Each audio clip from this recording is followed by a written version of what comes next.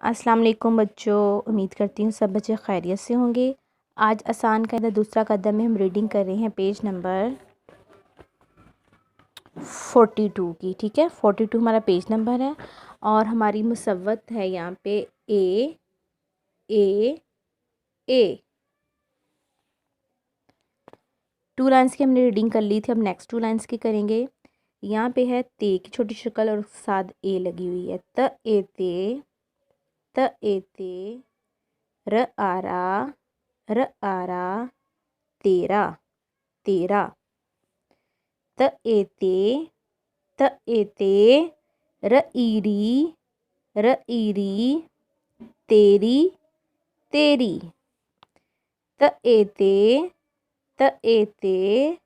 र ए रे तेरे तेरे। क ए के ल ए ले केले केले। न ए ने क नेक नेक। अ ए क एक एक। ठीक है, ये 2 लाइन्स की आपने रीडिंग करनी है और रीडिंग करके इसकी वीडियो जी स्टूड पे सेंड करनी है। अल्लाह हाफिज़।